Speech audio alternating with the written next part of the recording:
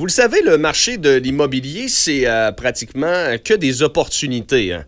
Mais pour bien profiter d'une opportunité, il faut être préparé. Par exemple, si un de vos bons amis vous appelle et vous dit « Hey, à soir, j'ai une paire de billets pour aller au Canadien, ça te tente-tu de te libérer? » Oui, je me libère, parfait, on monte à Montréal, tout ça, t'arrives là-bas, on a oublié billets à la maison. Ça, c'est pas bien profiter d'une opportunité. Mais il y a ce genre d'opportunités qui vont se présenter dans le marché immobilier. Si, par exemple, vous voyez le duplex ou le triplex de vos rêves à vendre, mais ça se pourrait que vous rébutiez un mur si vous n'êtes pas bien préparé. Salut Jean-François Rivard. Salut Maxime. JF, quand les gens vont se promener dans les rues là, cet automne puis regarder les opportunités à vendre, ça peut être de belles opportunités d'investir. On en a déjà parlé par les années passées, les duplex, les triplex, mais il y a quand même certaines étapes à respecter dans le temps pour être sûr de ne pas se faire prendre le bec à l'eau, comme on dit. Très bon point. Pour faire un petit résumé sur le côté plus légal, c'est que dans le fond, pour reprendre un appartement. Donc, moi, je vois un beau triplex en fin de semaine. On veut aller y demeurer pour le 1er juillet et il est déjà loué. Mm-hmm. Ce qu'il faut que je fasse, c'est que faut que je sois propriétaire au maximum le 31 décembre 2023 et pour pouvoir envoyer notre lettre pour reprendre l'appartement, ce qu'on va appeler une reprise de logement pour le propriétaire occupant. Donc, c'est tout à fait légal. Il n'y a pas de frais pour ça, mais il y a des délais à respecter. Donc, une personne qui va nous contacter en mars pour un appartement au mois de juillet, c'est sûr que cette avenue-là ne sera pas possible. Il y a toujours moyen de prendre entente avec les locataires, discuter. Ouais. Mais légalement, on n'est pas dedans. On n'est pas dedans, exact. On a comme manqué le bateau. Donc, c'est bien important pour ceux qui regardent déjà pour le mois de juillet prochain. C'est maintenant qu'il faut se mettre à analyser cette partie-là pour être propriétaire occupant. Pour un investisseur, ça n'a pas vraiment d'impact là, parce qu'on peut l'acheter 12 mois par année. Mais si notre but est d'aller l'habiter, c'est très, très, très important d'être dans les délais et s'éviter bien des problèmes par la suite. Juste pour être certain, JF, que les oreilles restent bien à l'écoute là, en ce moment, puis que quand il est question d'opportunités, de duplex, de triplex, qu'il n'y a pas d'oreilles qui se ferment parce que, moi, en tout cas, pas doué pour les travaux manuels, c'est pas fait pour entretenir un appartement.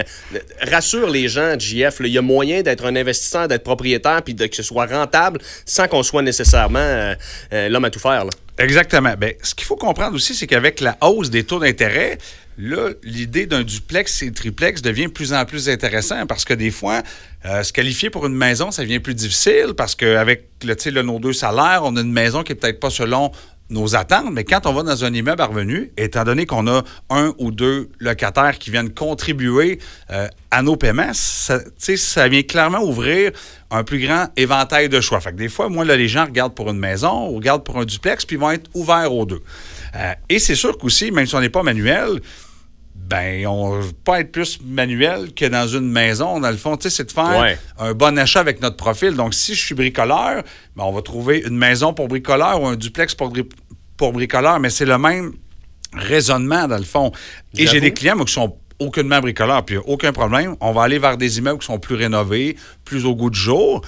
Et quand on y demeure aussi, ça l'aide grandement à prendre soin de son immeuble en général aussi, parce qu'on est sur place. On voit des choses que c'est beaucoup plus facile, exactement. Donc, c'est une mentalité qui est différente, mais je crois qu'avec les taux d'intérêt qui sont à la hausse, le duplex, triplex va avoir le vent dans les voiles pour encore plusieurs années.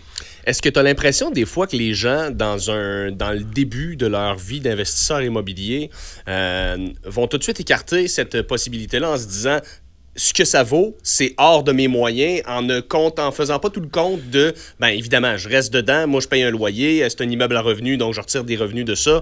Est-ce que tu as l'impression que les gens sont mal informés par rapport à ça? Je crois qu'il y a beaucoup de mythes par rapport au fait que c'est beaucoup d'entretien. Un de nos mononcles a déjà dit qu'il y a eu des problèmes. Je comprends. Il y a plusieurs histoires, mais à la base, c'est de dire, est-ce qu'on est prêt à, des fois, entrer avec un immeuble à revenus au lieu de rester locataire? Parce que des fois, c'est ça qui est la porte d'entrée. Dans le fond, une maison, c'est plus difficile, mais on se qualifie pour un duplex. Puis moi, je fais ça avec plusieurs clients, c'est que c'est leur premier achat, donc il va peut-être y demeurer 4-5 ans. Par la suite, ils vont transférer vers une maison. Des fois, vont garder le duplex ou des fois, vont le vendre aussi.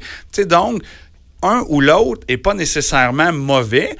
C'est plus qu'il faut choisir qu'est-ce qui nous convient. Puis c'est possible que la personne qui ne demeure plus dans son immeuble n'ait pas d'intérêt à le conserver. C'est pas grave, genre on le revend. Puis c'est pas, tout est assez malléable, mais des fois, je crois qu'avec vraiment les taux d'intérêt qui sont beaucoup plus élevés, ça l'ouvre une porte à certains acheteurs qui ont peut-être plus de difficultés à rentrer pour une maison unifamiliale normale et que c'est un bon placement aussi. Tu sais, si, exemple, moi, j'ai 25 ans, je reste dans un appartement, puis j'ai un beau petit duplex. Bien, dans 25 ans, mais que j'ai 50 ans, il va être à moi payé et ça va avoir été un très bon placement, exact. Ben oui. Et j'ai des clients, moi, qui n'aiment pas ça du tout, donc vont juste y demeurer. Par la suite, on le revend et c'est terminé. Fait que, tu sais, je pense qu'il y a beaucoup d'histoires d'horreur, mais c'est de bien choisir l'immeuble, être bien conseillé, puis effectivement comprendre les chiffres, parce que généralement, si on a un triplex, bien, les deux locataires viennent aider grandement au paiement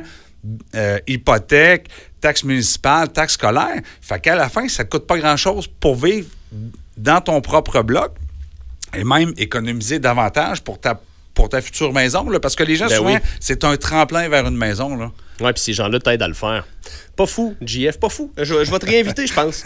On va refaire ça. JF Rivard, tous les mercredis, 16h20, notre chroniqueur immobilier. Merci beaucoup, JF. On se reparle la semaine prochaine.